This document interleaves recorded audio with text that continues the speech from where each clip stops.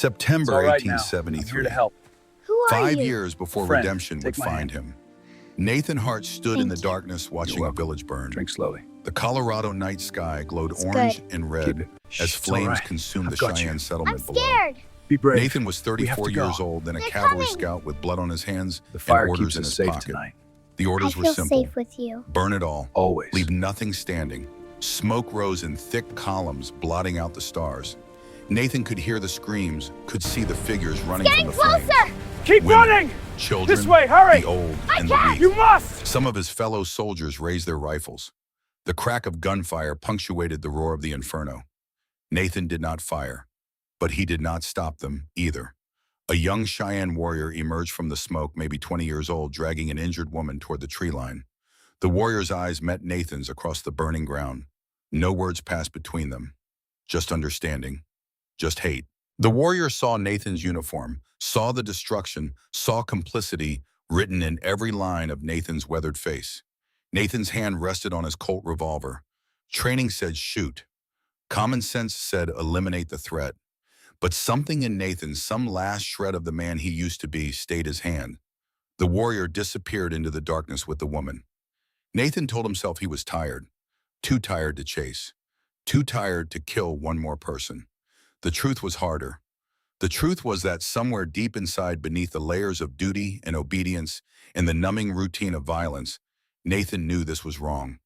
Colonel Brennan rode up beside him, his horse's hooves crunching on scorched earth. Problem, Scout. No, sir, Nathan said, just watching the perimeter. Good man, this'll teach them not to raid settlements. Sometimes you have to be hard for the greater good. The greater good. Nathan had heard that phrase so many times it had lost all meaning. Like the word justice, like the word honor. The village burned through the night. By morning, nothing remained but ash and silence. Nathan rode back to the fort with his unit. He wrote nothing in his journal that day. Some things were better left unrecorded. Some sins were too heavy to put into words. 2 years later, in 1875, Nathan came home from a 6-month patrol to find his own world reduced to ash. His cabin still stood, but 3 fresh graves sat behind it. Rough wooden crosses marked where his wife, Sarah, and his 2 sons, Tommy and James, lay buried in the Colorado earth. The neighbor who found them told Nathan what happened. Cheyenne raiders, 3 warriors. They came at dawn, set fire to the barn, killed everyone inside when they ran out. Quick, brutal, efficient. One of the warriors wore war paint, distinctive markings. The neighbor described them in detail, though Nathan barely heard the words. He already knew. He had seen those markings before, illuminated by firelight as a village burned. The warrior had kept his promise. An eye for an eye, a family for a village. Nathan buried his family himself, dug the graves deep, said words over them that meant nothing because God, if he existed, had long since stopped listening to men like Nathan Hart.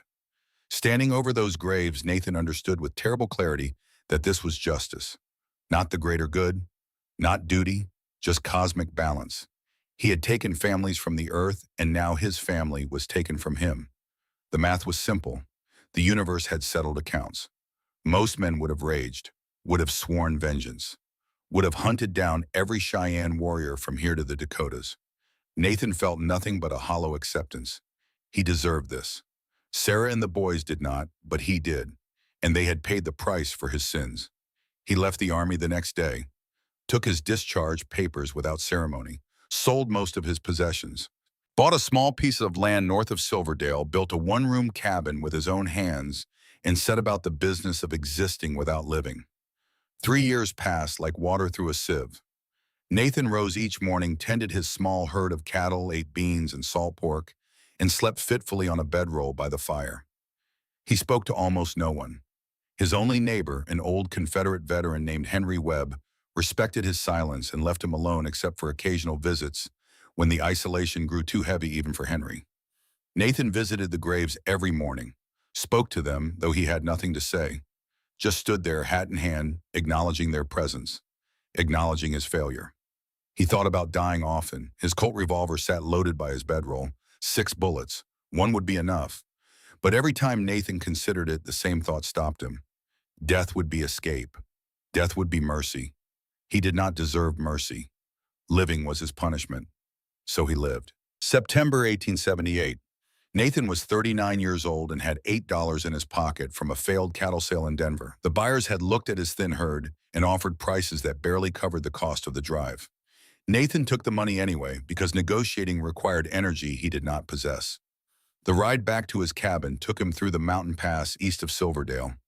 2 hours of riding through pine forests and scrub oak with the September sun hanging low and golden over the peaks. The day was dying, but there was light enough to make the pass before full dark. Nathan's mind was empty as he rode. Empty was safe. Empty did not hurt. Empty did not remember Sarah's laugh, or the way Tommy used to climb on his shoulders, or how little James had just learned to say Papa. His horse, a sturdy buckskin gelding named Ranger, picked his way over the rocky trail without guidance. They had ridden together long enough that the horse knew Nathan's moods, knew when to push and when to simply keep walking. Then Nathan saw the shape beneath the tree. At first it looked like discarded rags, the kind of thing travelers left behind when wagons got too heavy and choices got hard. Nathan almost rode past.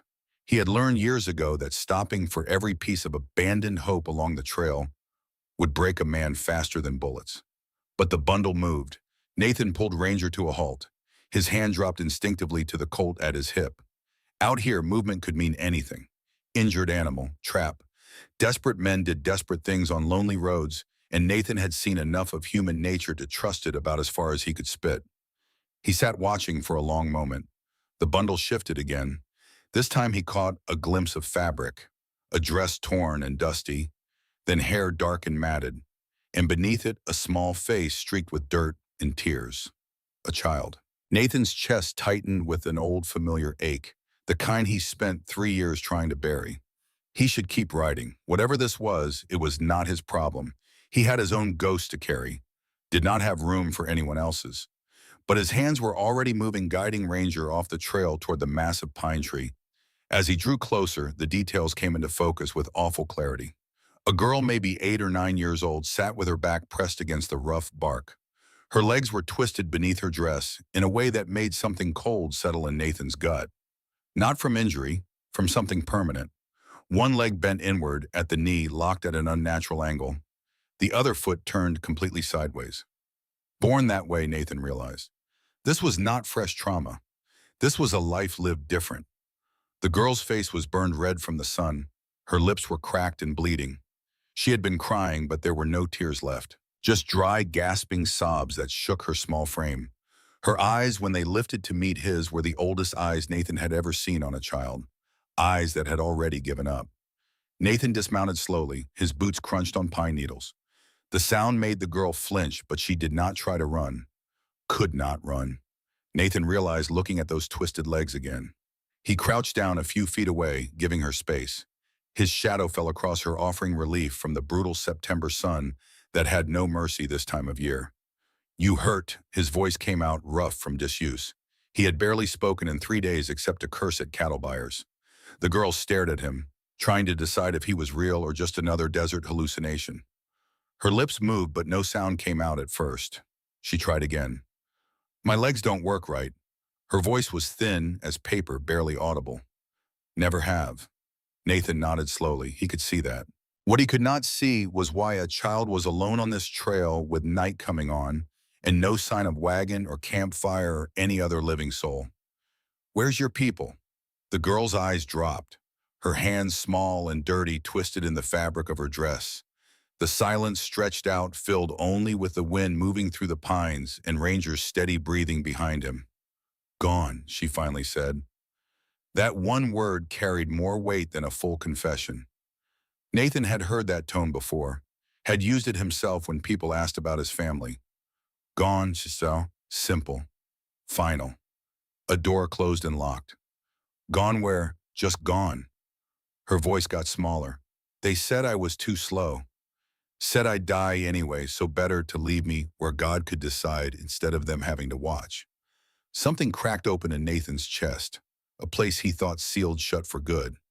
He had buried his sons, had stood over their graves and sworn he would never feel that kind of pain again. Had promised himself he would never care enough about anything to hurt that deep. This was not his problem, not his responsibility. He had $8 and a long winter coming and no business taking on anyone else's burdens. He looked at the trail stretching west toward home. Then he looked at the girl, at those ancient eyes and that sunburned face. "What's your name?" Grace Abigail Fletcher. She said it like she was reciting something memorized, something she had been taught to say when asked. Proper, respectful, a good girl despite everything. "How old are you?" Grace Abigail Fletcher. 9, I think, maybe still 8. We left Missouri in the spring and Ma said my birthday was in summer, but I don't remember which day exactly. Nathan sat back on his heels. His mind worked through the logistics against his better judgment. The trail behind him showed wagon tracks recent and deep. A full wagon train had passed through here maybe 6 hours ago based on how the dust had settled. They were heading for the western settlements, chasing promises of land and fresh starts. And they had left this child behind like unwanted furniture. "Your ma and pa just left you." Grace nodded, not meeting his eyes. "Pa said it wasn't personal, said they had 4 other mouths to feed, and I couldn't walk fast enough when we needed to run from Indians or wolves or bad weather." Her voice got even quieter. "Ma cried, but she didn't stop him. She left me water and some hardtack, said to pray and maybe someone kind would come along." "How long ago?" Sun was straight up. Grace glanced at the sky, at the sun now touching the mountain peaks. "Long time. 5, maybe 6 hours. A 9-year-old girl with legs that did not work left like trash beside a tree." Nathan felt something he had not felt in years. Something hot and sharp that might have been anger if he let it be. He should still ride away. Should tell himself this was mercy, that the girl would die quick from exposure or thirst, or the mountain lions that hunted these woods at night. Nature's way, not his problem. Instead, he heard himself ask, "You got any other kin, grandparents, aunts, uncles?" Grace shook her head. "Just us. Pa's people all died in the war. Ma's people didn't approve of her marrying a farmer, so they stopped writing." "So nobody's looking for you?" "No, sir." Nathan stood, his knees cracked. He walked back to Ranger and pulled his canteen from the saddle, returned to Grace and unscrewed the cap. "Small sips, your stomach's empty. You drink too fast and you'll just bring it back up." Grace took the canteen with shaking hands, drank like it was the first water she had ever tasted. Nathan watched her throat work, watched the way she forced herself to stop and breathe even though every instinct screamed to gulp it down. Self-control, discipline. This girl had been raised with a firm hand. Good manners beaten into her, probably literally. When she handed the canteen back, some color had returned to her face. Not much, but enough to make the resemblance hit Nathan like a fist to the gut. She did not look like his boys. Not really. But something about the shape of her face, the way she held herself despite the fear, reminded him of Tommy. That same quiet strength. That same refusal to cry even when crying was the only thing that made sense. Nathan screwed the cap back on, stared at the mountain pass ahead. 2 hours to home if he rode steady, 3 if he took it slow. He had a cabin that barely kept the wind out, a barn with 1 stall, 15 head of cattle that would not make it through winter, and $8 that needed to last until spring. He did not have room for a crippled girl with nowhere to go, did not have room for anything except survival. But when he looked down at Grace Abigail Fletcher, at those old eyes waiting for him to ride away like everyone else had, he found himself saying something he never planned to say. "Can you ride?" Grace blinked. Confusion crossed her face. "Sir, a horse. Can you sit a horse if I hold you steady?" "I don't know, never tried." "Well, you're about to try now." Nathan moved to her side and crouched down. "I'm going to pick you up. It's going to hurt when your legs move. You need to bite down on that and stay quiet. There's wolves in these hills and screaming draws attention. You understand?" Grace nodded. Her hands gripped her dress, tight in anticipation. Nathan slid one arm under her knees, the other behind her back, and lifted. She was lighter than she should be, all bones and angles beneath the thin fabric of her dress. He felt her stiffen when her legs shifted, felt her bite down on a cry, but true to her words, she stayed silent. He carried her to Ranger. The horse stood patient, as a statue used to strange loads. Getting Grace into the saddle was awkward. Her legs refused to cooperate. But Nathan managed to settle her sideways across the seat, her twisted limbs hanging to one side. "Hold on to the horn," he told her, guiding her hands to the leather knob at the front of the saddle. "I'm going to mount behind you. When I do, you lean back against me. I won't let you fall. Grace's hands gripped the saddle horn like it was the only solid thing in a spinning world. Nathan swung up behind her. His arms came around to take the reins, effectively caging her in. She was small enough that it worked her back pressed against his chest, his arm bracketing her on both sides. Ranger shifted under the double weight but did not protest. Good horse, the best Nathan had ever owned. You comfortable? Nathan asked, knowing the answer but needing to hear it anyway. No, sir, Grace said honestly, but I ain't uncomfortable enough to complain. Despite everything, Nathan felt his mouth twitch. Might have been a smile if he still remembered how those worked. Fair enough. He turned the ranger toward a home and nudged him into a walk. The sun was dropping faster now, shadows lengthening across the trail. They had maybe an hour and a half of good light left. They rode in silence for a while. Only sounds were the steady clop of hooves on dirt and stone, the creak of leather, and the evening birds starting their songs. Grace sat rigid against him at first. Every muscle tense, like she was afraid to relax, afraid he might change his mind if she got too comfortable. Nathan understood that fear. He had lived with it himself after Sarah and the boys died. That constant waiting for the next bad thing, the next loss, the next proof that the world was exactly as cruel as you suspected. Where are we going? Grace finally asked, her voice barely audible. My place, about 2 hours north. And then I haven't decided yet. It was the truth. Nathan had no plan beyond getting this girl somewhere safe for the night. Come morning, he would have to figure out what to do with her. Silverdale had a church. Maybe the Reverend would know of a family willing to take in a crippled child.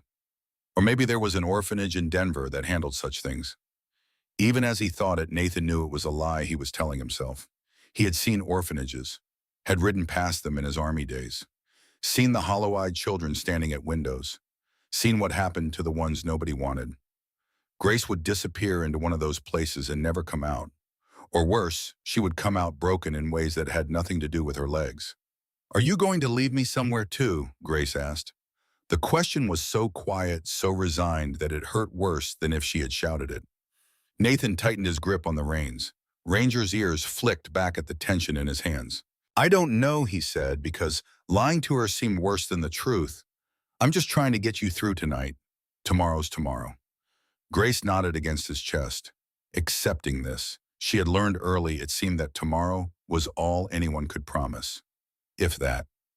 They rode on as the sun touched the mountains and then slipped behind them. The sky painted itself in shades of orange and purple and deep blue. Temperature dropped with the light.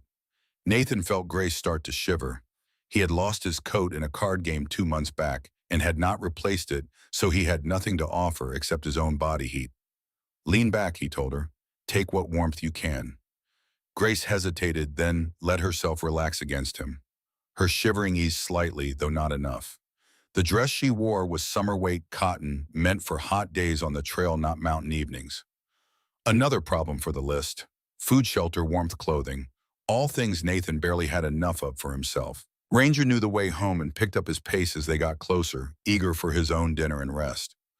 The last light faded from the sky, replaced by early stars and a sliver of moon that gave just enough light to see the trail. Nathan's cabin appeared as a darker shape against the dark hillside, a single-room structure he had built with his own hands 8 years ago when he needed something to do with his rage and grief. It was not much. Log walls chinked with mud, a roof that leaked in 2 places, one window with oiled paper instead of glass, a door that did not hang quite straight, but it had 4 walls and a fireplace. Right now, that was more than Grace Abigail Fletcher had. The barn stood beside the cabin, equally rough but functional. Nathan had built it first actually because the Army had taught him to care for your horse before yourself. A man could sleep rough, but a horse was your lifeline in country like this. He guided Ranger to the barn and dismounted, then carefully lifted Grace down. She made a small sound when her legs moved, but swallowed it back. Nathan set her on a hay bale just inside the barn door where she would be out of the wind while he tended the horse. Don't move, he told her, then felt stupid because where was she going to go? Grace just nodded. Her hands gripped the edges of the hay bale. Her eyes followed his every movement.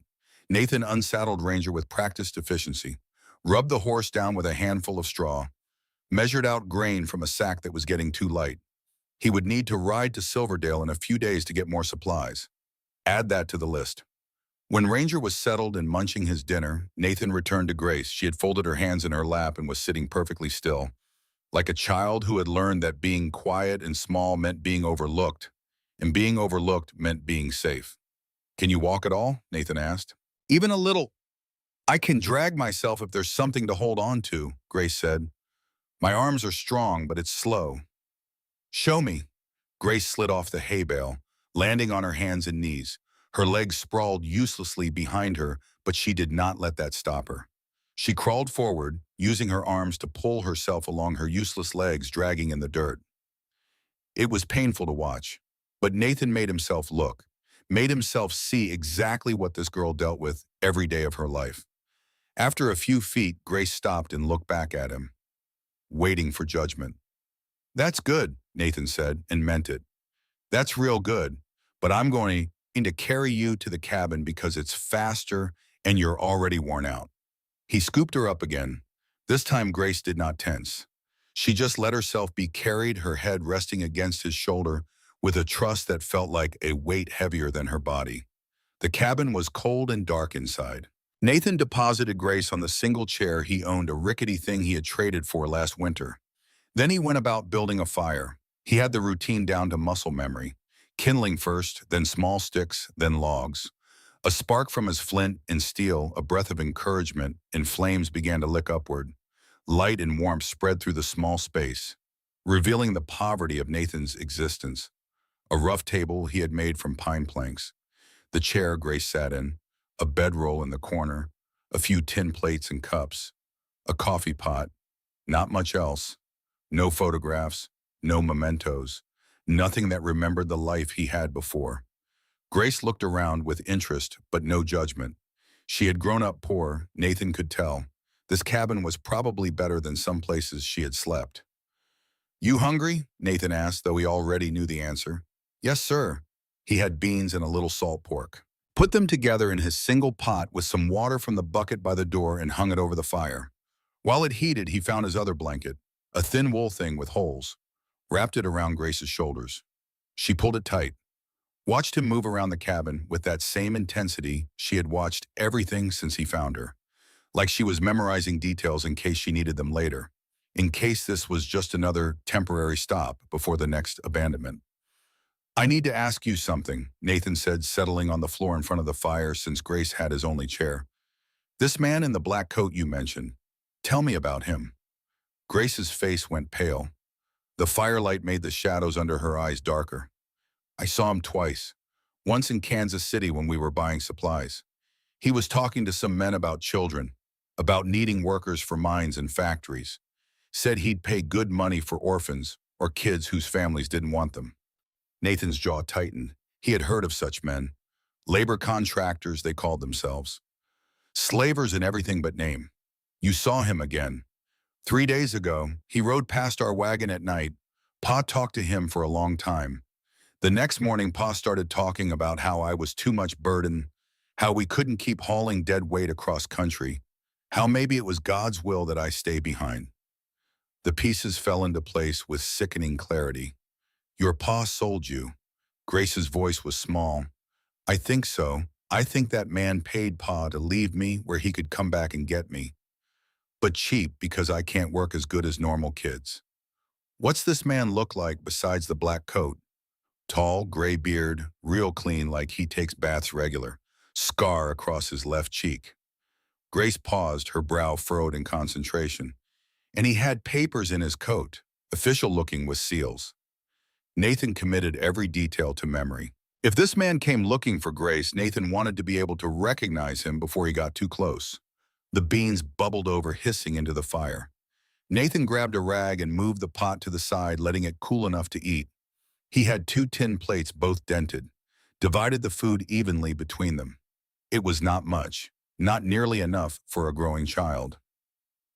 But it was what he had. Grace ate slowly, methodically, making each bite last. Nathan recognized that behavior too. She had been hungry before, had learned to make small portions feel like feasts through sheer force of will and imagination. When the food was gone, Grace set her plate down carefully. "Thank you." It's just beans. It's more than I had an hour ago. Nathan took the plates to the bucket, rinsed them with cold water that made his hands ache.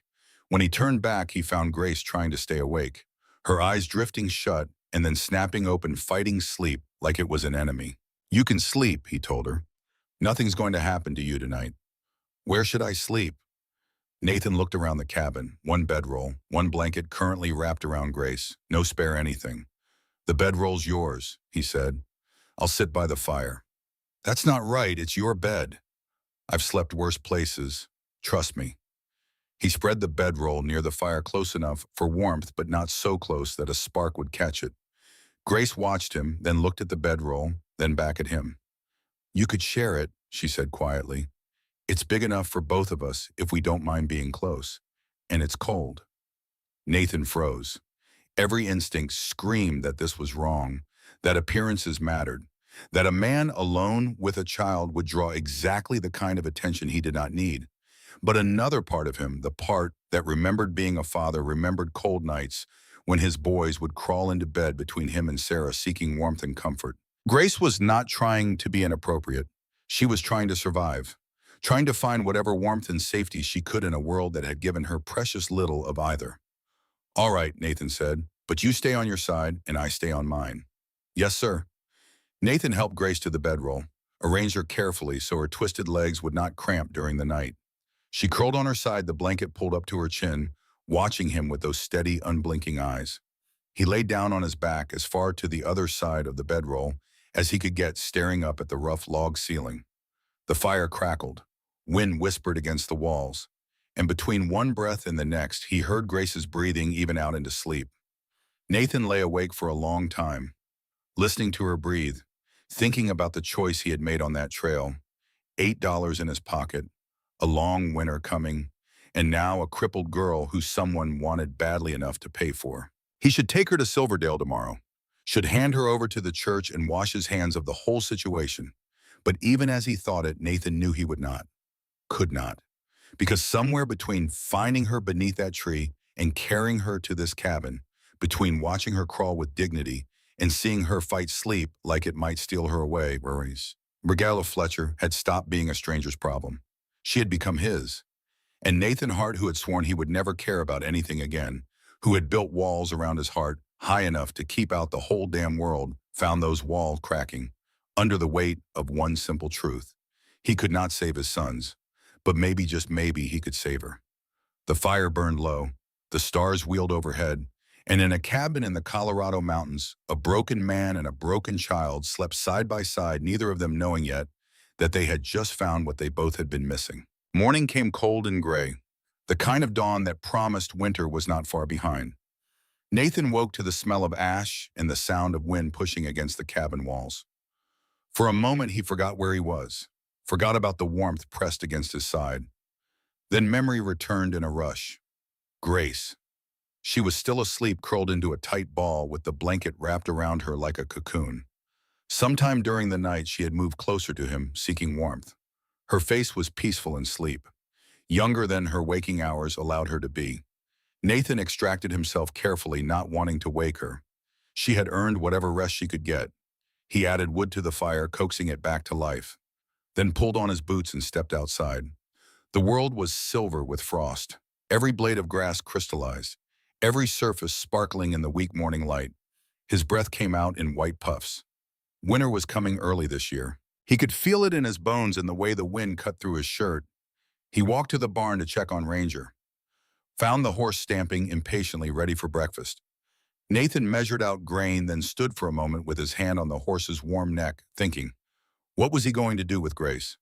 The practical answer was obvious.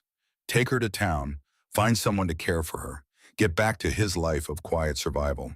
But the practical answer did not account for the way she had looked at him last night when he promised her one more day, did not account for the trust in her eyes when she let him carry her, did not account for the fact that for the first time in 8 years, Nathan had slept through the night without dreaming of graves and crosses and everything he had lost.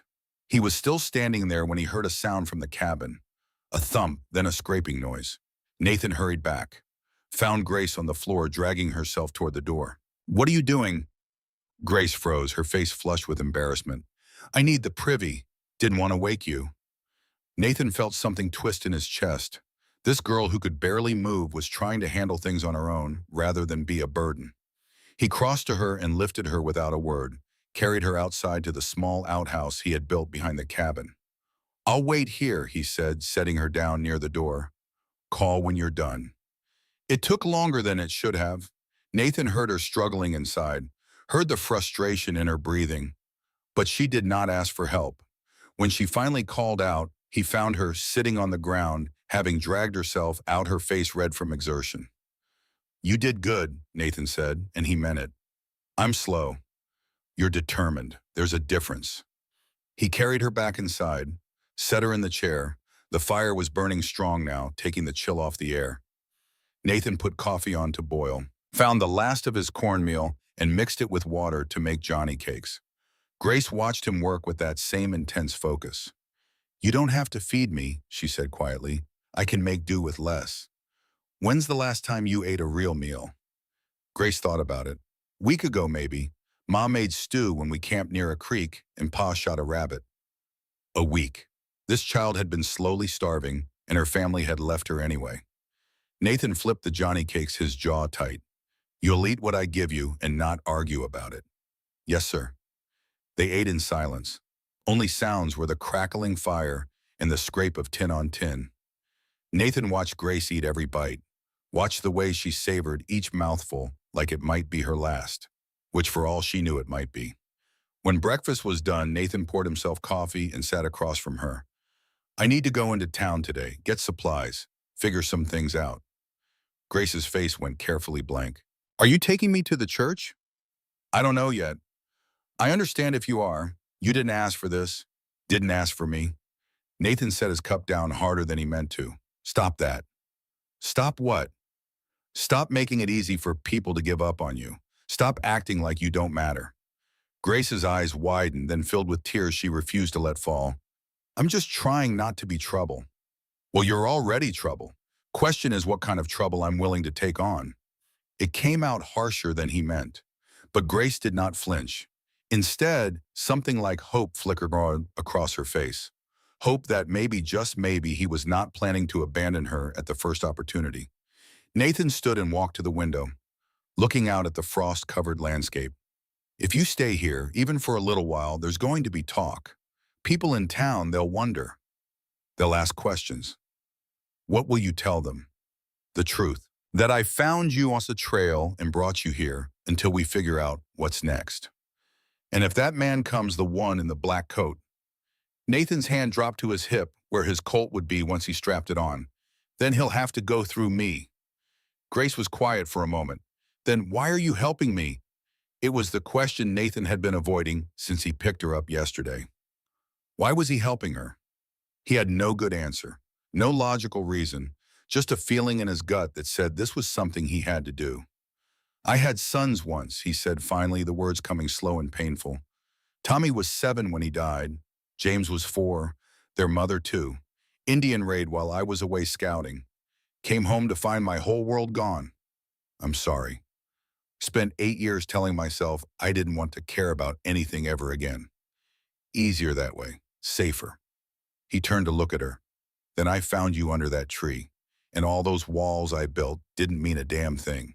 Grace's voice was soft. You don't owe me anything. Maybe not, but I owe my boys, owe Sarah. They'd want me to do better than I have been, and maybe helping you is how I start. A knock on the door interrupted them. Nathan's hand went to his revolver in one smooth motion, old cavalry instincts taking over. Nathan, it's Henry. Saw your smoke. Wanted to check you made it back here all right. Nathan relaxed, opened the door. Henry Webb stood on the threshold, a man of 62 with a weathered face and kind eyes. He had been Nathan's neighbor for 5 years, giving him space when he needed it, company when he could stand it. Henry's eyes went from Nathan to Grace and back again. Well, wasn't expecting company. Found her on the trail yesterday. Someone left her to die. Henry stepped inside, closing the door against the cold. He crouched down to Grace's level, not hovering, just making himself less threatening. What's your name, child? Grace Abigail Fletcher, sir. Well, Miss Grace Abigail Fletcher, I'm Henry Webb. I ranch about 2 miles south of here. He glanced at her legs, then back at her face without a flicker of pity or disgust. Looks like you've had a rough go of it. Yes, sir. Henry stood, looked at Nathan. You planning to keep her? Haven't decided.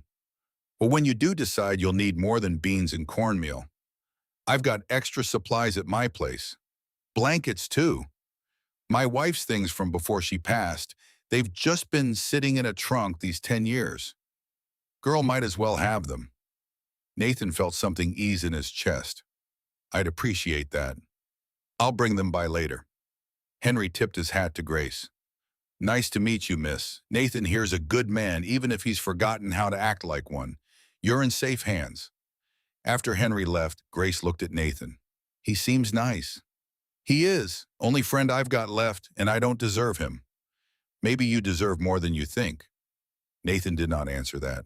Instead, he helped Grace into her blanket and carried her out to the barn.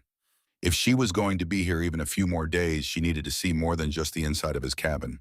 The barn was warmer than outside, the smell of hay and horse familiar and comforting. Nathan set Grace on a hay bale and went to check Ranger's water. The horse nickered softly, pushing his nose against Nathan's chest. That's Ranger, Nathan said. Had him 6 years. Best horse I've ever owned. Grace watched the horse with interest. Can I touch him? You afraid of horses? Never been close enough to one to know. Nathan led Ranger over to Grace's hay bale.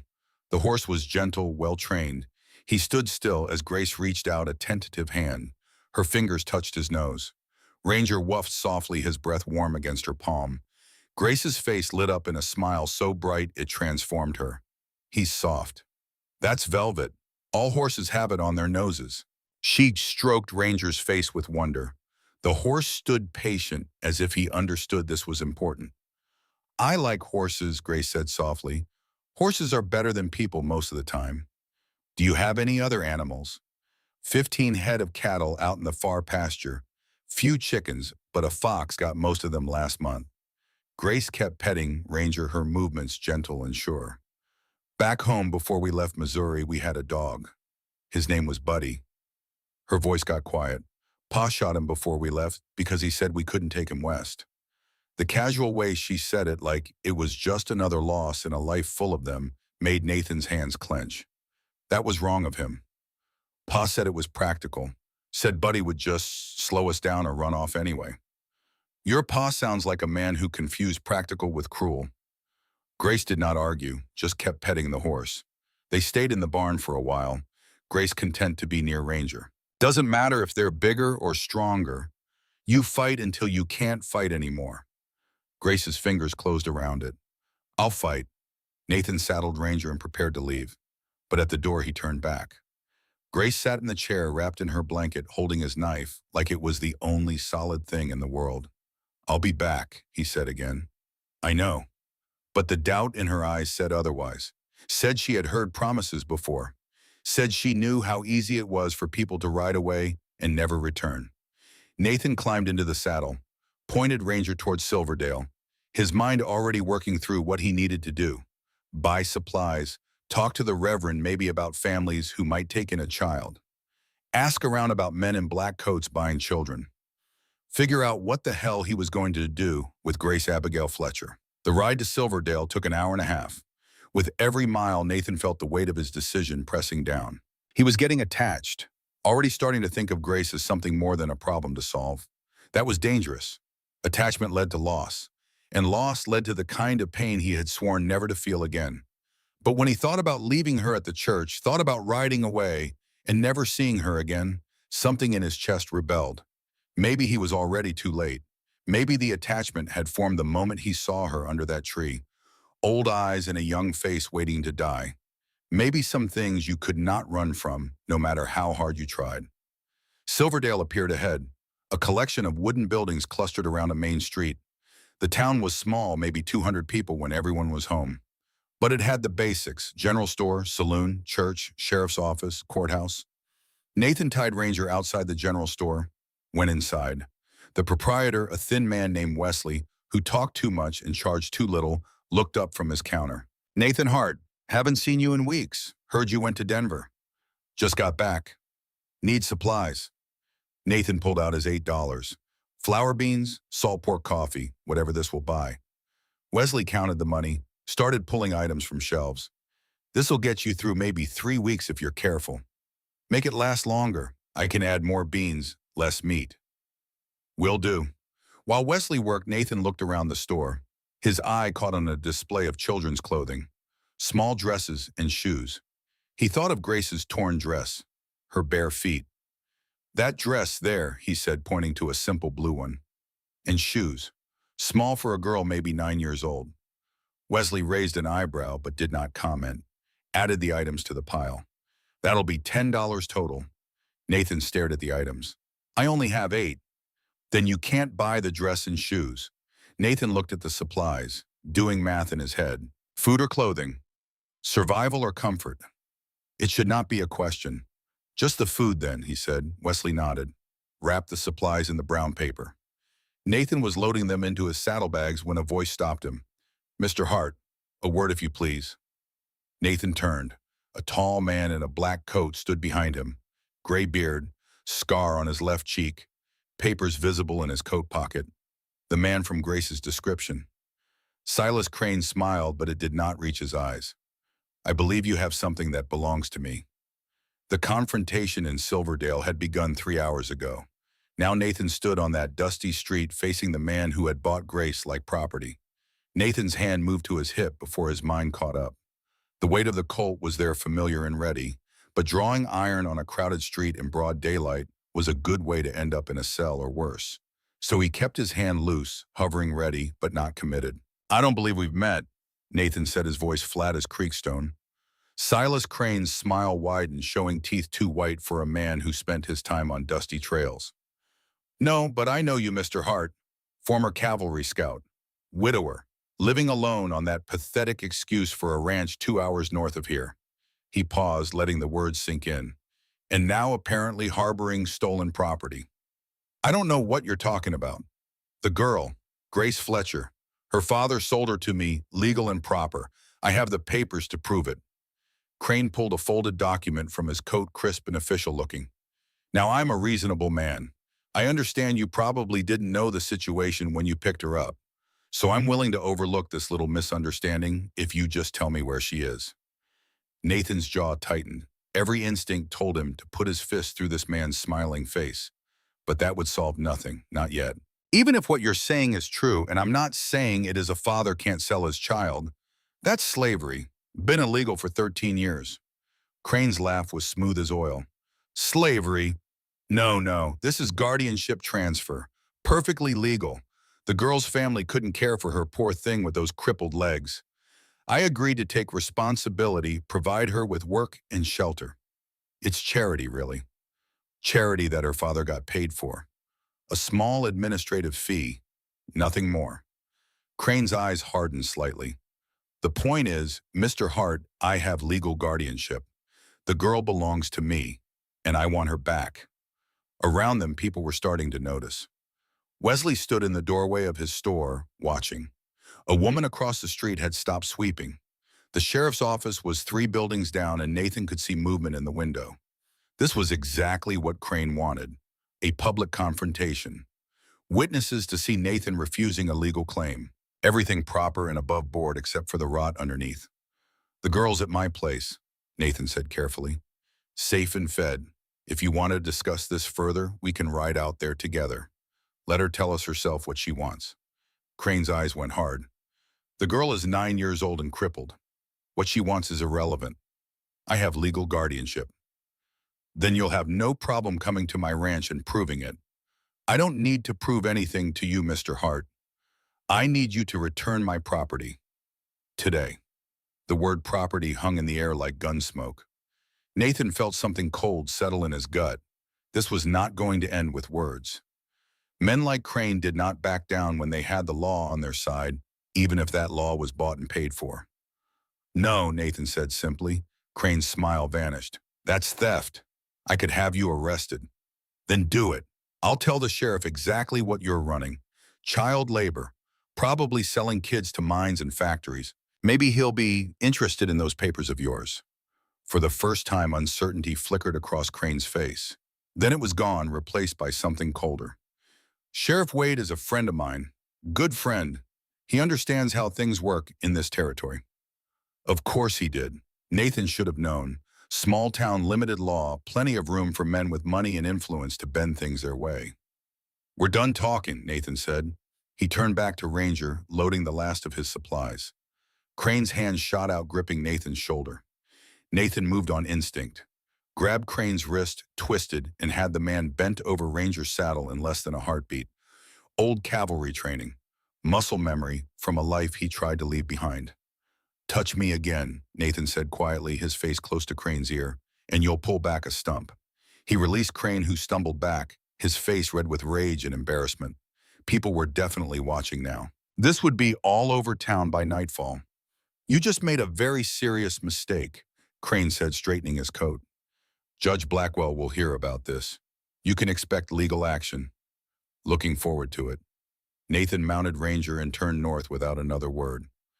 Behind him, he heard Crane calling out threats, but the words blurred together. All that mattered was getting back to Grace. Getting back before Crane could organize whatever response he was planning. The ride home felt twice as long as it should have. Every shadow looked like a rider, every sound like hoofbeats. Nathan pushed Ranger harder than he liked, but the horse seemed to understand the urgency. When the cabin finally came into view, Nathan's heart was hammering. Smoke rose from the chimney, no sign of trouble, no strange horses. He dismounted at a run, pushing through the door. Grace sat exactly where he had left her, wrapped in her blanket, his knife clutched in both hands. Her face flooded with relief when she saw him. You came back. Told you I would. Nathan crossed to her, his hands shaking slightly from adrenaline and fear he had not wanted to name. We need to talk. Something happened in town. He told her about Crane, about the papers, about the sheriff being bought, and the judge likely being in on it too. Grace's face went pale, then gray, then white as fresh snow. He's really coming for me, she whispered. He already tried, but I sent him away for now. You should have given me to him. Nathan crouched down so they were eye level. Listen to me. I don't care what papers that man has. I don't care who he knows or who he's paid off. You're not going anywhere with him. You understand, but the law. The law can be wrong, and when it is, sometimes you have to do what's right anyway. Consequences be damned. Grace searched his face. Why are you doing this? You don't even know me. I know enough. I know you're brave and smart and deserve better than being sold to work in some mine shaft until you die. He paused. And I know that my boys would want me to fight for you, so that's what I'm going to do. Tears spilled down Grace's cheeks. The first real tears he had seen from her. Not the dry sobs of dehydration and despair, but genuine emotion finally breaking through. I'm scared, she admitted. Me too, but we're going to get through this. A knock at the door made them both jump.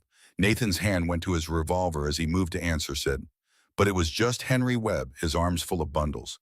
Brought those supplies I mentioned, Henry said, then caught sight of their faces. What happened? Nathan let him in and explained while Henry unpacked.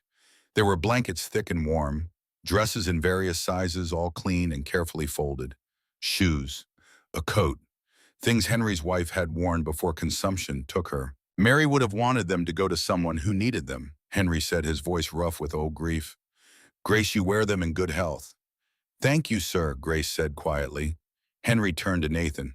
This Crane character, he's going to come back, and he won't come alone. I know.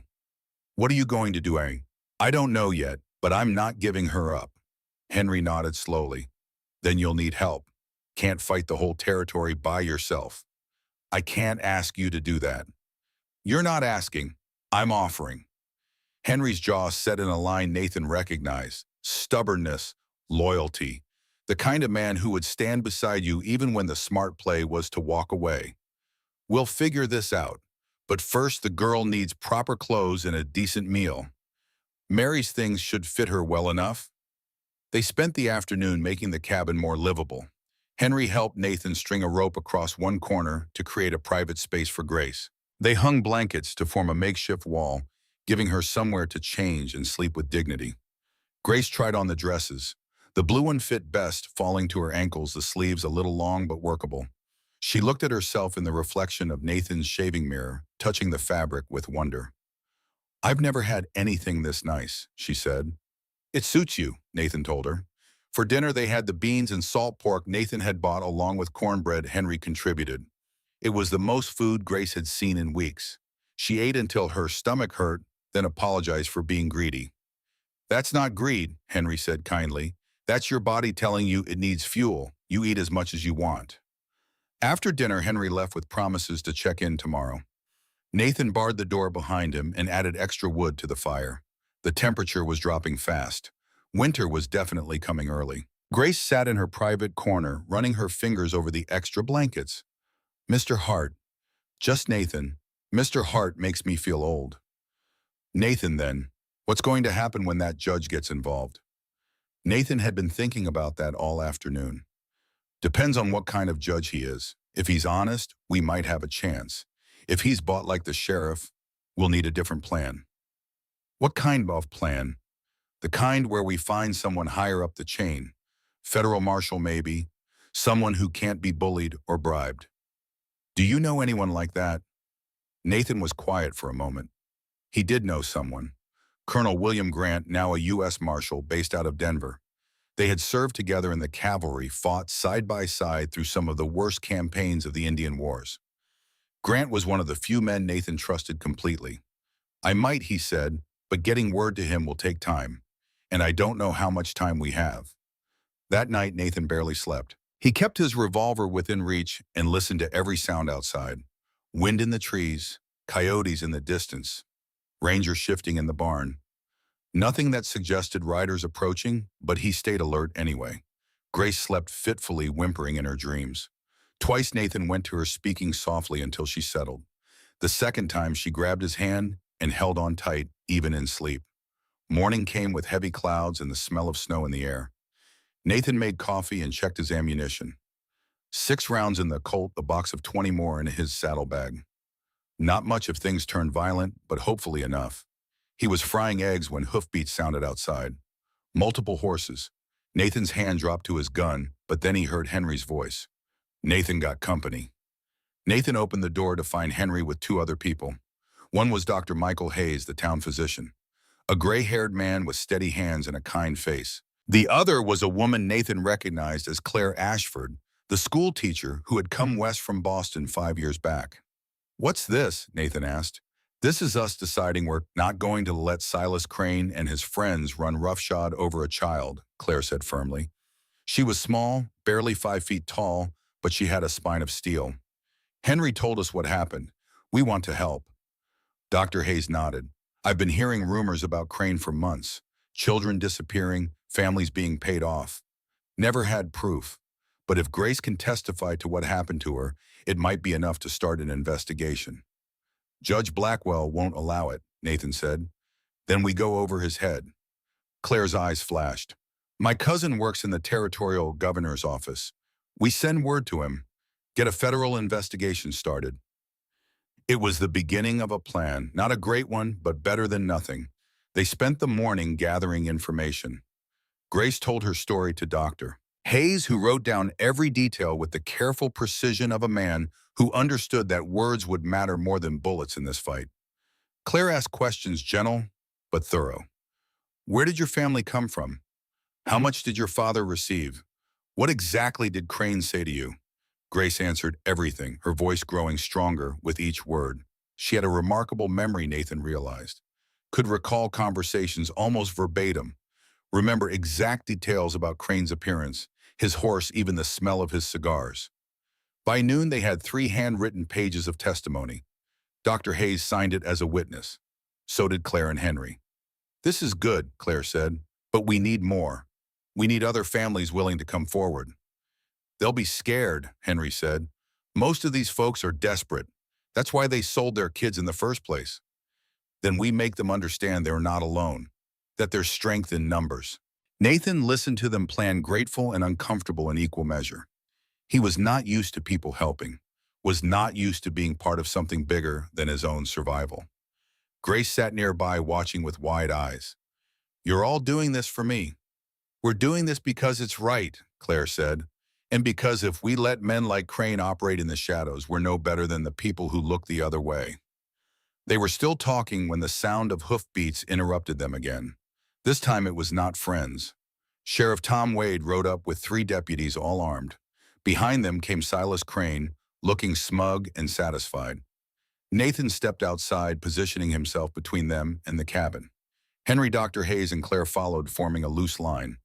Wade dismounted slowly. He was a big man, running to fat with a face that had seen too much whiskey and too little sleep. Nathan Hart, need to have a word. We can talk from there. Official business. Wade pulled a paper from his coat. Judge Blackwell sent me with a court order. Says here I'm to take custody of one Grace Abigail Fletcher and deliver her to the legal guardian, Mr. Silas Crane. That order's not worth the paper it's written on, Claire said. Grace's father had no right to sell her. That's for the judge to decide, not you, Miss Ashford. Wade's eyes swept over the group. Doc, Miss Ashford, Henry, you folks need to step aside. This doesn't concern you. Like hell it doesn't, Henry said. Wade's hand dropped to his gun. Don't make this harder than it needs to be. Nathan kept his voice level. That girl's been abused and abandoned. She needs medical care and proper placement, not to be handed over to a labor contractor. Mr. Crane here has legal guardianship. I've seen the papers, all proper and filed with the territorial court. Papers can be forged. Crane spoke up, his voice oily with false concern. I assure you everything is legitimate. The girl's father signed her over to me because he couldn't provide for her special needs. I run a facility specifically for children with disabilities. She'll receive excellent care. It was a beautiful lie, smooth and practiced. If Nathan had not known better, he might have almost believed it. What facility? Dr. Hayes asked. I've never heard of such a place in this territory. It's private, funded by charitable donations. Then you won't mind if I inspect it. Crane's smile tightened. That won't be necessary. I think it will be. In fact, I think we should all ride over there right now and see these excellent accommodations you're describing. Wade cut in. This is wasting time. I have a court order. I'm taking the girl. Over my dead body, Nathan said quietly. The words hung in the air. 4 guns on one side, Nathan's Colt on the other, with Henry probably armed as well. The math was not good. Wade's face hardened. That can be arranged. Sheriff. Claire's voice cut through the tension. Before you do something you'll regret, you should know that we've already sent word to the territorial governor about Mr. Crane's activities. We have testimony from Grace, and we're gathering statements from other families. If anything happens to this child or to Nathan Hart, you'll be answering to federal authorities. It was a bluff mostly. They had written the letter but had not sent it yet. But Wade did not know that. The sheriff hesitated, in uncertainty crossing his face. He might be bought, but he was not stupid. A federal investigation would bring scrutiny he could not afford.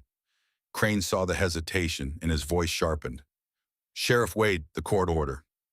I know. Wade shifted his weight. Look, Hart, I don't want trouble. Just hand over the girl and we can all go home. No. Then I'll have to arrest you for obstruction. You could try. Henry stepped forward. You'll have to arrest all of us then. Because we're all obstructing. Dr. Hayes nodded. I'll testify that the girl needs medical care before any custody transfer. Claire crossed her arms. And I'll testify about the law regarding child welfare. Wade looked at his deputies. They looked back, clearly uncomfortable with the situation. None of them had signed up to forcibly remove a crippled child from people trying to protect her. The standoff stretched on. Nathan's hand hovered near his gun. Wade's fingers drummed on his belt. Crane's face grew redder with each passing second. Finally, Wade stepped back. This isn't over. I'll be back with more men and a federal warrant if I have to. You do that, Nathan said. And Hart, you're making powerful enemies. Judge Blackwell doesn't forget. Neither do I. Wade and his deputies mounted up. Crane lingered, his eyes locked on Nathan with pure hatred. Enjoy your time with her, Crane said softly. It's running out. They rode away, leaving dust and threat hanging in the air. Claire let out a breath she had been holding. That was close. Too close, Dr. Hayes agreed. We need to actually send that letter now. And we need to find more families willing to testify, Henry said quietly. If Blackwell gets wind of it, he'll shut us down fast. Nathan felt the weight of what he had started pressing down on him. This was not just about Grace anymore. This was about exposing corruption that ran deep through the territory. Men with power did not give it up easy. Inside the cabin, Grace sat huddled in her blanket, her face white with fear. She had heard everything through the thin walls. "They're going to take me," she said. Nathan knelt in front of her. "Not if I can help it." "But the judge, the sheriff, all those men, how can you fight them all?" "Same way you fight anything, one step at a time, one day at a time." He took her hands. "Grace, I need you to understand something. When I found you under that tree, I was just going through the motions of living, eating, sleeping, breathing, but not really alive. You changed that. You reminded me what it feels like to care about something beyond my own pain." Tears streamed down her face. "I'm just a burden." "You're not a burden. You're a reason to get up in the morning, a reason to fight, a reason to be the man I used to be before grief hollowed me out." He paused. "I told you about my boys, about how I lost them. What I didn't tell you is that I blame myself, still do. I was supposed to protect them, and I failed. I can't bring them back, can't undo that failure. But maybe I can keep it from happening again. Maybe I can protect you." Grace threw her arms around his neck, sobbing into his shoulder. Nathan held her, this small, broken girl who had somehow started putting him back together. That evening, after Grace fell asleep, Nathan sat by the fire writing a letter. His handwriting was rough, unpracticed, but he forced the words out anyway. "Colonel Grant, it's been 8 years. I know you probably thought I was dead, and in a lot of ways I was. But something's happened that's brought me back to the world of the living, and I need your help." He explained everything: Grace Crane Blackwell, the corruption, and the threat. He ended with a simple plea: "I'm asking you to come. Not as a soldier, not as a marshal, but as a friend. I saved your life once at Adobe Walls. Now I'm asking you to help me save hers." He sealed the letter and gave it to Henry the next morning to post from the next town over where Blackwell's influence did not reach. "How long until he could get here?" Henry asked. "5 days if he rides hard, 10 if he takes his time. And until then, we hold the line." The next 3 days passed in tense waiting. Nathan kept Grace close, teaching her things to pass the time: how to clean a gun, how to read tracks, how to tell the direction by the stars. Skills his boys had never gotten old enough to learn. Grace soaked it all in. Her mind was quick and hungry for knowledge. She asked questions, constantly pushed herself to try things, even when her legs made them difficult. On the 4th day, she asked to see the barn again. Specifically, she wanted to see Ranger. Nathan carried her out and set her on a hay bale while he worked. Grace watched the horse with fascination. "Could I learn to ride?" she asked. Nathan thought about it. He had seen wounded soldiers ride with modified saddles and equipment. It was possible. "Maybe. We'd need special tack. A saddle that would hold you secure without needing leg strength." "Could you make one?" "I could try." Grace's face lit up. "Really? Can't promise it'll work, but I can try." He spent that evening sketching designs while Grace watched, offering suggestions. She was smarter than most adults he knew, seeing problems and solutions with clarity. They were deep in discussion about stirrup modifications when hoofbeats sounded outside. Nathan's hand went to his gun, but then a familiar voice called out, "Nathan Hart, you in there?" Nathan opened the door to find a man in a dark coat with a silver star on his chest. Tall, broad-shouldered with gray, threading through dark hair, and eyes that had seen every kind of hell and come out harder for it. "Grant, got your letter 5 days ago, rode straight through changed horses twice." Marshal William Grant stepped inside and his eyes found Grace. His expression softened. "This the girl you wrote about?" "Grace Abigail Fletcher, meet Marshal William Grant. He's the closest thing to a real lawman you're going to find in this territory." Grant removed his hat. "Pleasure, miss." Grace's voice was small. "You came all this way for me." "Came for Nathan, but I'd say you're worth the ride." Grant turned to Nathan. "Tell me everything." They talked long into the night. Grant took notes, asked questions, his mind working through the legal angles. By midnight, he had formed a plan. Blackwell's jurisdiction is territorial, but child trafficking crosses state lines. That makes it federal. I can arrest Crane and anyone working with him, but I need evidence. Hard evidence. "We have Grace's testimony," Nathan said, Good start. But we need more. Other children, financial records, proof of the mine operations. How do we get that? Grant's smile was cold. We go to the source. Tomorrow we ride to Crane's facility. Wherever it is we find it, and we document everything. That's dangerous. More dangerous than waiting for Blackwell to manufacture some legal excuse to take Grace. At least this way we're on offense. Nathan looked at Grace sleeping in her corner, trusting them to protect her. All right, he said. We do this your way. Grant clapped him on the shoulder. Good, because tomorrow we're going to war. Outside, the first snow of winter began to fall soft and silent, covering the world in white. Inside the cabin, two old soldiers planned their battle fighting not for territory or glory, but for one small girl who had reminded them both what honor really meant. And in the morning, everything would change. Dawn broke cold and clear, the new snow reflecting sunlight like scattered diamonds across the mountain landscape. Nathan stood in the doorway of his cabin, watching Marshal Grant check his weapons with the methodical precision of a man who had done it 1,000 times before. 2 revolvers, a rifle, extra ammunition, everything clean, everything ready.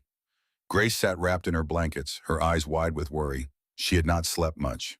None of them had. You don't have to do this, she said quietly. You could just take me somewhere far away, start over. Nathan turned to look at her. Running doesn't solve problems, just postpones them. And men like Crane don't stop until someone makes them. But what if something happens to you? Then Grant will finish what we started. Nathan crossed to her and knelt down. Grace, I need you to be brave today. Henry's going to stay here with you. Dr. Hayes and Claire are coming too. You'll be safe. I'm not worried about me, I'm worried about you. Something warm spread through Nathan's chest. When was the last time someone had worried about him? Really worried not out of obligation or pity, but genuine care. I'll be careful, he promised. Grant spoke up from the doorway. We should move. Want to hit the mine before full light gives us away. The mine. Grant had spent yesterday tracking down information, talking to miners in Silverdale's saloon following leads. He had discovered that Crane's operation was 20 miles east, hidden in a canyon where the territorial authorities rarely ventured. A silver mine that had played out years ago, now repurposed for something darker. Henry arrived as Nathan was saddling Ranger. The old rancher carried his hunting rifle and a grim expression. Wish I was going with you, Henry said. Need you here more. If we don't come back, you get Grace to Denver, to the federal courthouse. Tell them everything. It won't come to that. But if it does, Henry nodded, I'll protect her with my life. Nathan gripped his friend's shoulder, then mounted up. Grant was already in the saddle, his horse dancing with nervous energy. They rode out as the sun cleared the peaks, heading east into country Nathan did not know well. The first hour passed in silence. Both men were comfortable with quiet, having spent years in the cavalry, where words were often wasted breath. They rode alert eyes, scanning the landscape for threats, hands never far from weapons. Grant finally spoke as they descended into a valley thick with pine. You've changed. How so? 8 years ago, when Sarah and the boys died, you were hollow. Like something had scooped out your insides and left just the shell. I tried to help, but you pushed everyone away. Wasn't fit company for anyone. And now, Nathan thought about Grace, about the way she looked at him with trust and hope, about how her presence had forced him to care again, to feel again, even when feeling hurt like a fresh wound. Now I've got a reason to be more than just alive. Grant nodded. She's good for you, I can see it. I'm not her father. Maybe not by blood, but the way she looks at you, that's a daughter looking at her pun. The words settled over Nathan like a weight and a gift at the same time. He had buried his sons, had sworn he would never be a father again. But somewhere between finding Grace under that tree and teaching her to read tracks by firelight, he had become exactly that, a father again. And this time he would not fail. They reached the canyon as the sun climbed toward noon. Grant signaled for quiet, and they dismounted, tying their horses in a grove of aspen where they would be hidden. The mine entrance was visible below, a dark mouth cut into the hillside with several rough buildings clustered around it. Smoke rose from a chimney. Voices carried on the wind. Young voices, high and scared. Children. Nathan's jaw tightened. Grant pulled out a small telescope and scanned the area. I count 8 kids outside, he murmured, carrying rocks, sorting ore. 2 adult guards visible, probably more inside. We can't just charge in. No, we need documentation first. Proof. Grant produced a camera from his saddlebag, one of the new portable kinds that investigators used. I'm going to get as close as I can take photographs. You cover me. If they see you, they won't. Grant moved like smoke, silent and low, working his way down the hillside using every bit of cover. Nathan stayed back, rifle ready, watching the guards. They were lazy, bored, passing a bottle between them, not expecting trouble. That would change soon enough. Grant reached a position behind a boulder and began taking photographs. The click of the shutter sounded impossibly loud to Nathan's ears, but the guards did not notice. They were too busy drinking. Then one of the children, a boy, maybe 12 years old, looked up. His eyes met Nathan's across the distance. The boy's face was gaunt, his arms covered in bruises, but his eyes were sharp, intelligent. The boy's gaze shifted to Grant, then back to Nathan. Understanding flickered across his features. He knew what was happening, knew these men were different from the usual visitors. Instead of raising an alarm, the boy deliberately dropped the rock he was carrying. It crashed loudly, drawing both guards' attention toward him and away from where Grant was working. "Clumsy fool," one guard shouted, moving toward the boy with his hand raised to strike. The boy took the blow without crying out, his eyes never leaving Nathan's. In that moment, Nathan saw the same thing he had seen in Grace. A child who had learned that survival meant silence, that hope was dangerous, that adults brought pain more often than help. But this boy was still hoping, still betting on the chance that these strangers might be different. Grant finished his photographs and signaled. They withdrew slowly, carefully back to where the horses waited. Only when they were a safe distance away did either of them speak. "That boy," Nathan said, "he covered for us. Brave kid. They're all brave, lasting in a place like that." Grant's face was hard. "I got what we need. Photographs showing children in forced labor. That's federal crime. Enough to arrest Crane and everyone working with him. What about Judge Blackwell? He's the one who made it legal. I'll deal with Blackwell. But first we need to get those kids out." They rode back faster than they had come, pushing their horses hard. The plan was forming as they moved. Grant would ride to the territorial capital, file federal charges, return with enough men to raid the mine properly. Nathan would keep Grace safe until then. But plans, as Nathan knew from his cavalry days, rarely survived contact with the enemy. They were an hour from Nathan's cabin when they saw the smoke. Black smoke, thick and oily, rising from where the cabin should be. Nathan's heart stopped. He kicked Ranger into a full gallop, Grant right behind him. The horse flew over the ground, fear lending him speed he should not have had after the long ride. The cabin came into view and Nathan's worst nightmare materialized. Fire.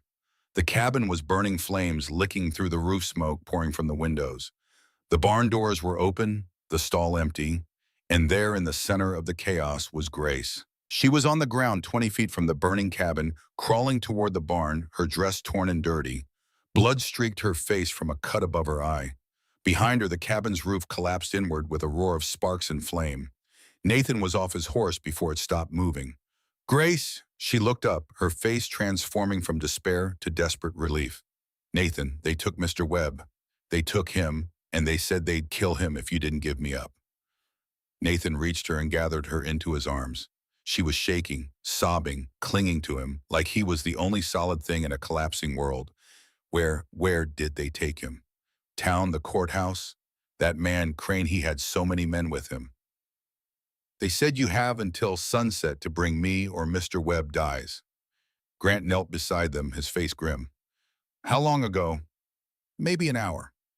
They set the fire to make sure you'd see it, to make sure you'd know they were serious." Nathan looked at his burning cabin, at everything he owned going up in smoke. None of it mattered. Things were just things. But Henry was his friend, the only friend he had left, and they were using him as bait. "It's a trap," Grant said quietly. "They want you to come in angry and scared, want you to make mistakes." "I know. If you go into that courthouse, they'll arrest you or kill you. Either way, Grace ends up with Crane." Nathan looked down at Grace, at her terrified face. He thought about the boy at the mine taking a beating to cover for them. Thought about all those children trapped in darkness, hoping someone would save them. Thought about his own sons, buried in the ground, their lives cut short by violence he could not prevent. Then we don't go in angry and scared, Nathan said. We go in smart, and we end this today. Grant's eyes gleamed with something that might have been approval. What are you thinking? I'm thinking Blackwell wants this to look legal. Wants witnesses to see me refuse a court order, resist arrest. Wants to paint himself as the lawman and me as the criminal. So we give him what he wants, sort of. Exactly. They worked out the details quickly. It was risky, maybe suicidal, but it was the only play they had. Nathan would ride into town with Grace, just as demanded. But Grant would go in separately through the back with his federal authority and his photographs. Timing had to be perfect. If I move too soon, they'll see it coming, Grant said. Too late and you're dead. I trust you. Don't trust me. Trust your instincts.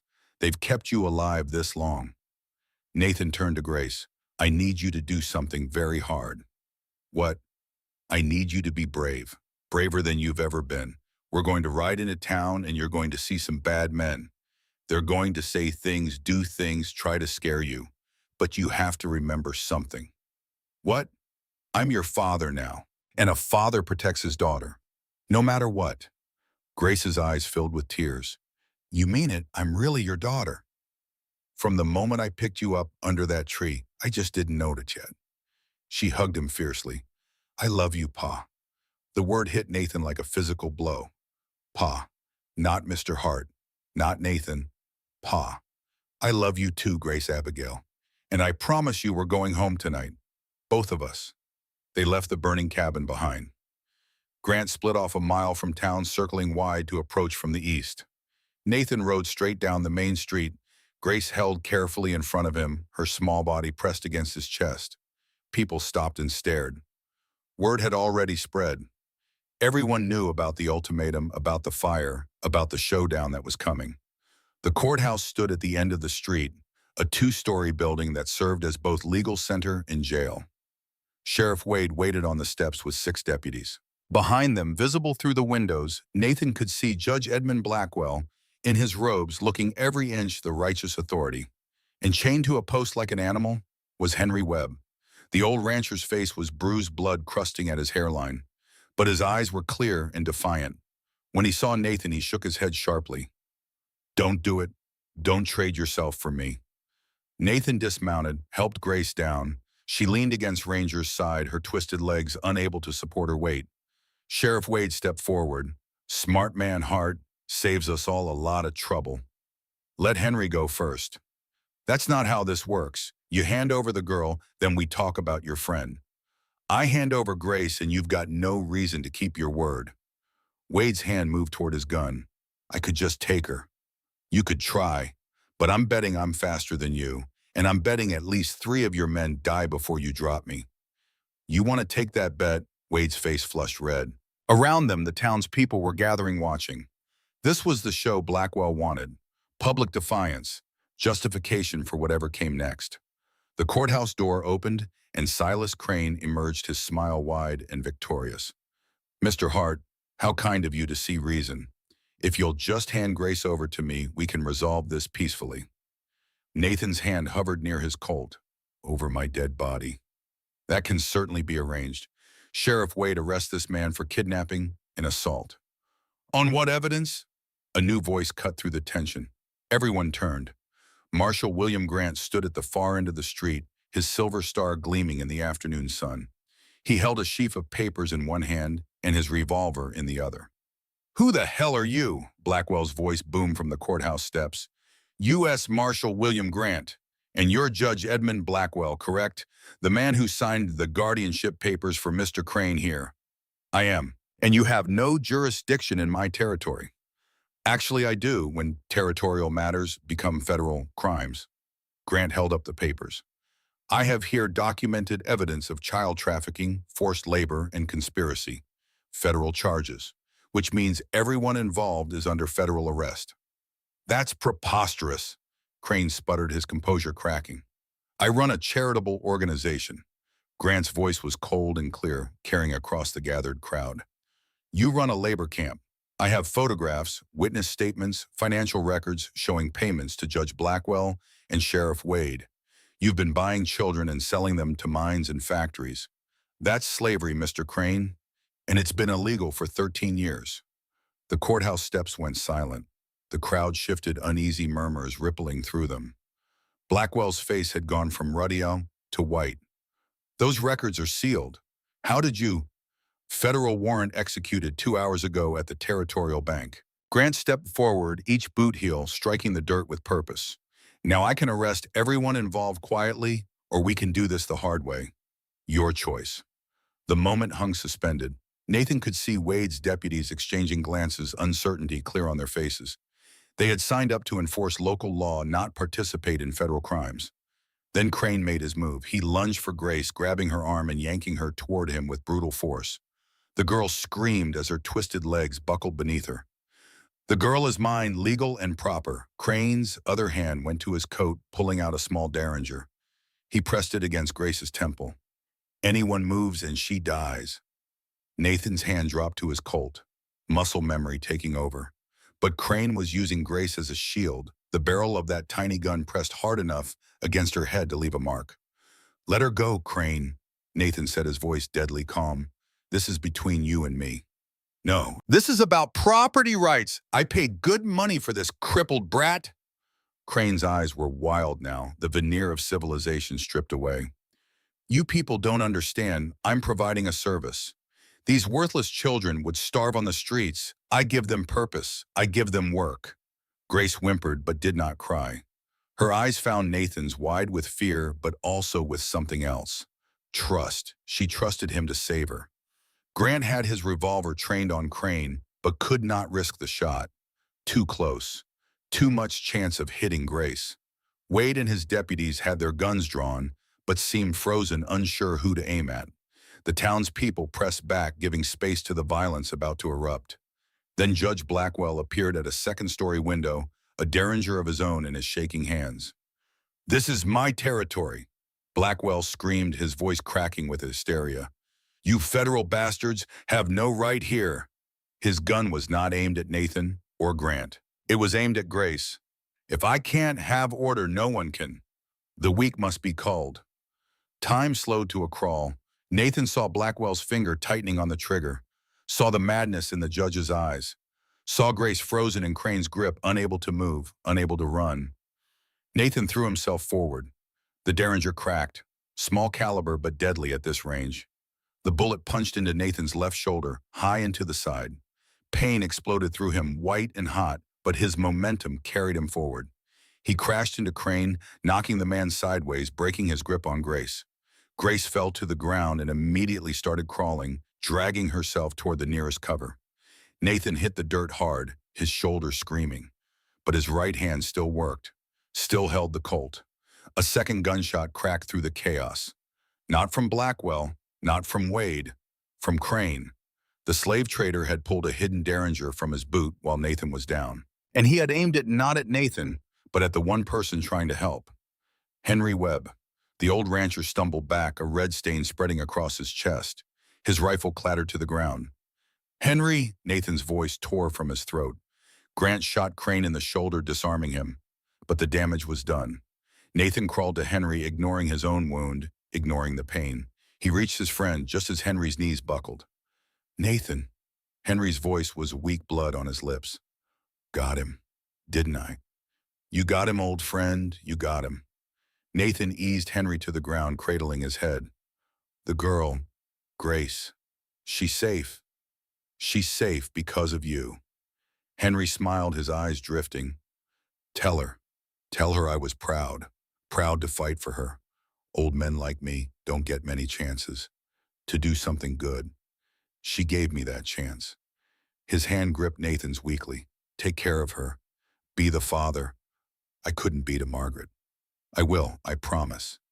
Henry looked past Nathan to the sky. Beautiful day, ain't it? One last breath, then stillness.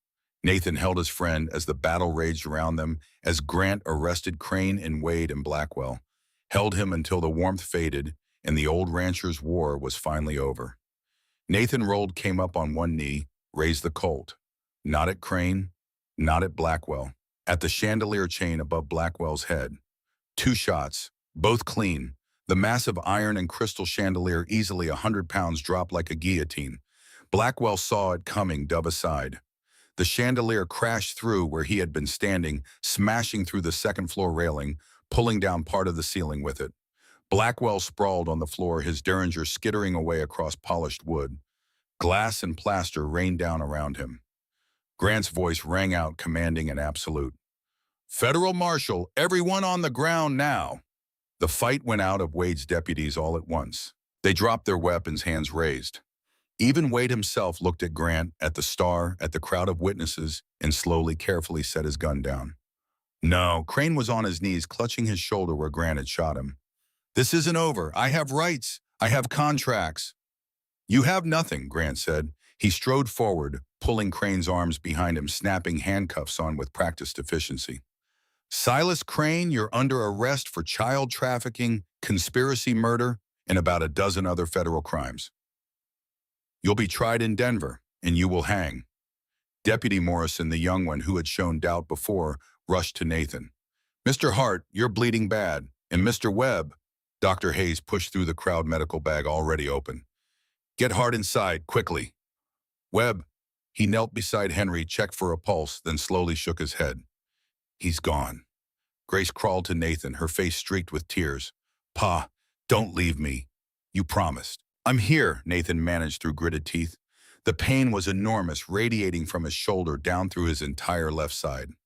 "Just need to rest a bit." Strong hands lifted Nathan. They carried him into the courthouse, away from Henry's body, away from the chaos, laid him on a table in what had been a courtroom. Dr. Hayes cut away Nathan's shirt, exposing the wound. "Bullet went clean through. Missed the lung by inches. You're a lucky man, Nathan Hart." "Don't feel lucky. You're alive. That's lucky enough." Hayes began cleaning the wound. "Henry saved that girl's life. Took the bullet Crane meant for her. Died a hero." Through the haze of pain, Nathan heard Grant's voice outside, formal and official. "Judge Edmund Blackwell, Sheriff Thomas Wade, you are also under arrest for conspiracy, child trafficking, and corruption of office. Federal charges. You'll be transported to Denver for trial." "You can't do this." Blackwell's voice was shrill. "I'm a territorial judge. You were a territorial judge. Now you're a criminal. And you're going to spend the rest of your life paying for what you've done to those children." Nathan felt Grace's hand gripping his. Her tears fell on his chest. "Pa, I'm sorry. Mr. Webb died because of me." "No," Nathan forced the words out. "He died protecting you. That's what good men do. What he wanted to do." "Never," he whispered. "I promise." And then the darkness took him. Nathan woke to sunlight and silence. For a moment he thought he was dead. Then pain flared in his chest and he knew he was very much alive. Dead people did not hurt this much. He was in a bed, a real bed with clean sheets and a soft pillow. The room was unfamiliar, but the smell of medicine and carbolic told him he was in Dr. Hayes's clinic. "Pa," Grace sat in a chair beside the bed, her face pale but hopeful. When she saw his eyes open, joy flooded her features. "You're awake, doctor. Hayes said you would be, but it's been 3 days and I was so scared." 3 days? Nathan's voice was rough, his throat dry. Grace helped him drink water from a cup. "You lost a lot of blood. Dr. Hayes said another inch and the bullet would have killed you. But you're strong, stronger than anyone knew."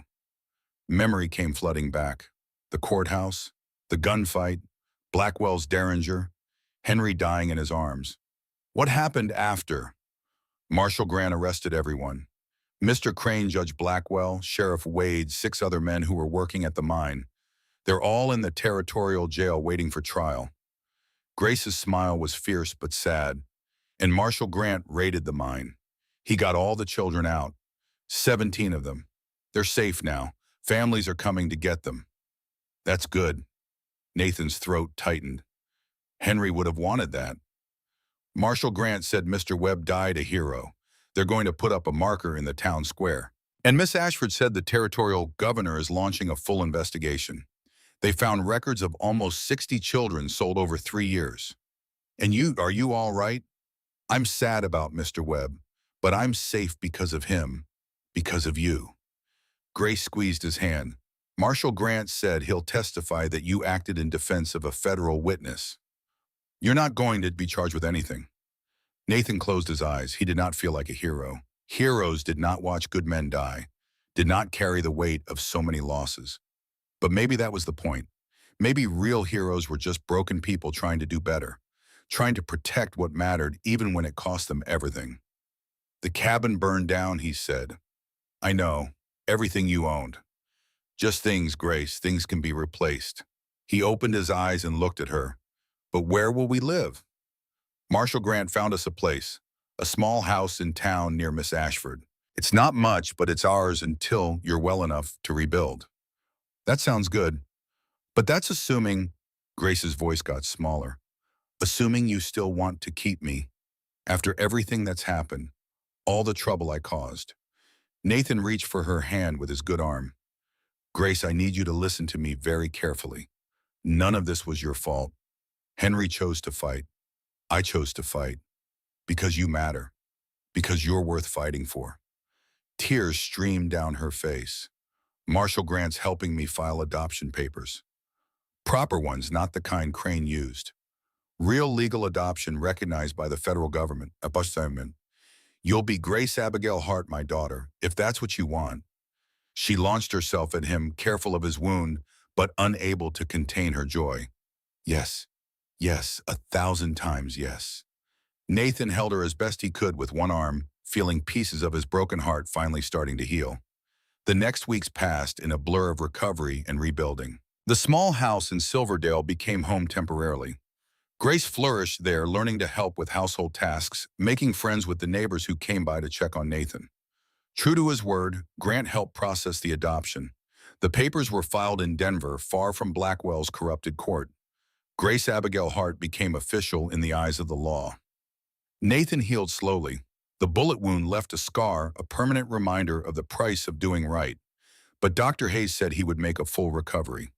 You were lucky, Hayes told him during one visit. Lucky and stubborn. Stubbornness runs in the family, Nathan said, glancing at Grace, who was across the room practicing her letters with Claire Ashford. Hayes smiled. I wanted to thank you for what you said to me that day about choices. You were right. I'd been a coward. But standing up to Blackwell, testifying against him, it gave me back something I thought I'd lost. What's that? My self-respect. Hayes packed his medical bag. The whole town knows what happened, knows what Crane and Blackwell were doing. A lot of people are ashamed they didn't see it, didn't stop it, but they also know that you did. One man with nothing to gain and everything to lose, you stood up anyway. I had something to gain, Nathan said, looking at Grace again. I gained a daughter. 8 months after the courthouse shooting, Nathan stood in a barn he'd built with his own hands on land the town had donated, working on a special project. The modified saddle was nearly finished, designed specifically for Grace's needs. Straps to hold her secure, support for her twisted legs, everything she would need to ride safely. Grace watched from her wheelchair, another gift from Marshall Grant, her eyes bright with excitement. When can I try it? Soon. Want to make sure it's perfect first. It's already perfect. Nathan smiled. You say that about everything, because everything is perfect. I have a pa who loves me, a home, friends, everything I never thought I'd have. She was right. It was perfect. Not the life Nathan had planned, not the life he had lost, but a new life built from ashes and hope, and one simple decision to stop instead of riding past. That evening they tried the saddle on Ranger. Nathan lifted Grace up carefully, settling her into the modified seat. She gripped the horn, her face a mixture of terror and joy. Ready? Nathan asked. Ready. He led Ranger around the corral slowly, one hand on the reins, the other ready to catch Grace if she slipped. But she did not slip. She sat tall, her balance perfect, her smile wide enough to split her face. I'm riding, Pa. I'm really riding. Nathan watched her, this girl who had been left to die, now sitting proud on a horse, laughing with pure joy. And for the first time in 8 years, Nathan felt something he thought he had lost forever. Hope. Not hope that the past could be changed, not hope that grief would disappear, but hope that the future could be something worth living for, worth fighting for, worth building from nothing but determination and love. 3 months later, Nathan stood before a judge in Denver, not Blackwell, who was serving 20 years in federal prison. A real judge, honest and fair. Judge Margaret Sullivan reviewed the adoption papers with care. Mr. Hart, the adoption papers are in order. Grace Abigail is legally your daughter in every sense of the word. The judge smiled. Congratulations to you both. Grace squeezed Nathan's hand. We did it, Pa. We did. They walked out of the courthouse into bright sunshine. Marshal Grant waited outside along with Claire Ashford and Dr. Hayes. Friends who had stood with them when standing meant risking everything. What now? Grant asked. Nathan looked down at Grace, at his daughter, at this miracle who had saved his life by letting him save hers. Now we go home, he said simply. And they did. The new cabin rose on the land donated by the grateful town, bigger and better than the old one. Grace had her own room with a real bed and a window that looked out over the mountains. Nathan worked the ranch, building it back up slowly but surely. Grace learned to ride well enough to work cattle from horseback, learned to rope and brand, and do a dozen other things that supposedly required working legs. She proved over and over that disability was just another challenge to overcome, not a limit on what was possible. On quiet evenings, they would sit on the porch and watch the sunset paint the mountains gold. Nathan would tell stories about his cavalry days, carefully editing out the worst parts. Grace would talk about the future, about maybe becoming a teacher like Claire, about helping other children who had been abandoned or abused. You saved me, she said one evening. Now I want to save others. You already have, Nathan told her. You saved me first. 1 year after the courthouse shooting, Nathan and Grace rode together to visit the graves behind the old cabin site. 4 graves now: Sarah Tommy James and Henry Webb. Henry had been laid to rest with full honors. The town had erected a monument. The inscription read, Henry Webb, hero, protector of the innocent. Nathan stood before the graves, hat in hand. Grace beside him, leaning on the crutches Dr. Hayes had made for her. I brought someone to meet you, Nathan said to the graves. This is Grace, my daughter, not by blood but by choice. She's brave and smart and kind. I think you would have loved her. His voice caught. I'm sorry I couldn't save you all, but maybe saving her is how I honor your memory. Grace placed wildflowers on each grave. On Henry's, she placed a handful of meadowgrass because the old rancher had loved the smell of it. I wish I could have known you, Grace said softly to Henry's grave. But I know you were loved, and I promise I'll take care of your friend. He takes care of me. We take care of each other. She turned to the other graves. Thank you for making him the man he is, the man who stopped when everyone else rode past. They stood in silence for a while, the wind moving through the grass, the sun warm on their faces. Finally, Nathan helped Grace back onto her horse. They rode toward home in companionable silence. They'd be proud of you, Pa, Grace said. They'd be proud of both of us. As they crested the hill overlooking the ranch, Nathan saw smoke rising from the chimney.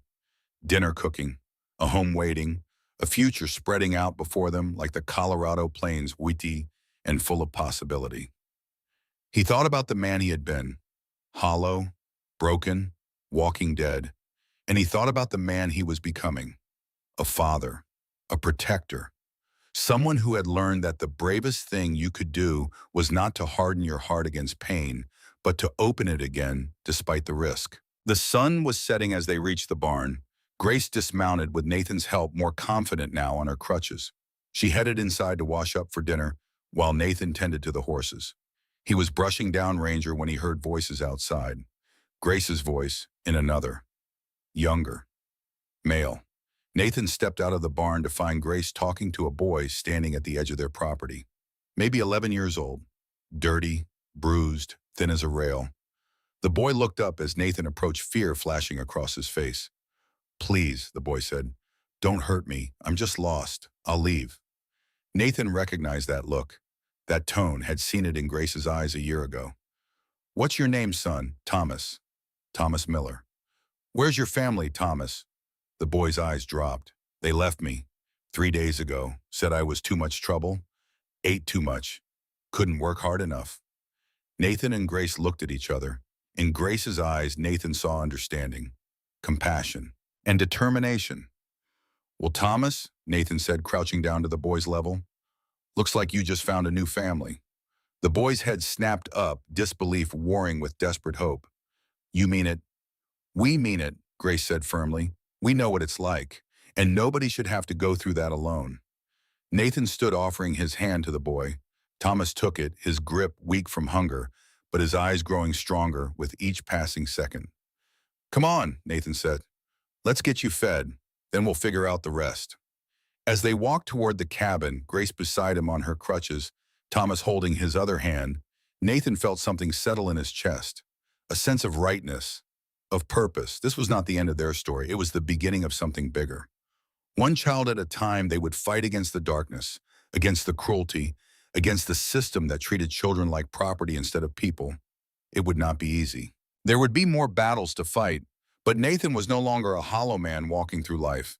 He was a father, a protector, a man who had remembered how to care, how to fight, how to hope. And he would not stop. Not now, not ever. Inside the cabin, he could hear Grace explaining to Thomas about the extra room they were building, about how he would have his own space, about how they would teach him to read and write and ride. Nathan stood in the doorway for a moment watching them. Two children who had been thrown away by the world now building a future together. Sarah would have been proud. Tommy and James would have welcomed Thomas as a brother. Henry would have laughed his rough laugh and started carving another chair for the dinner table. They were gone, but their legacy lived on in every choice Nathan made, every child he saved, every time he chose to stop instead of ride past. The stars were coming out now bright and clear in the Colorado sky. Nathan looked up at them, remembering a night 8 years ago when he had stood over 3 graves and sworn he would never care about anything again.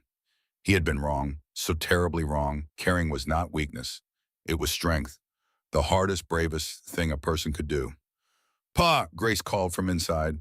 "Dinner's ready." "Coming," Nathan called back. He took one last look at the stars, at the mountains, at the land that had witnessed his death and rebirth. Then he went inside to his family. To Thomas, who needed saving. To Grace, who had saved him. To the future they would build together, one choice at a time, one child at a time, one act of courage at a time.